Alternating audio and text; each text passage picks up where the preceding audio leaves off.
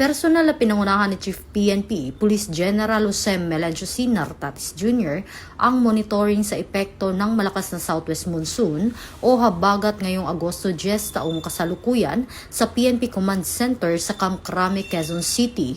Kasama ang iba pang matataas na opisyal ng PNP, patuloy nilang minomonitor ang sitwasyon at kinukoordina ang police response at deployment sa mga lugar na apektado ng masamang panahon.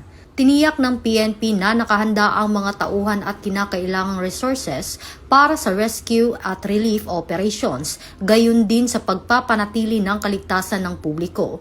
Bahagi ito ng paninindigan ng PNP na maghatid ng bagong PNP para sa bagong Pilipinas, serbisyong mabilis, tapat at nararamdaman. Mula dito sa Campo Crame, ako ang inyong PNN correspondent, Patrolwoman Resalie Umalay, nagbabalita para sa Police News Network, alagad ng batas, tagataguyod ng balitang pulis.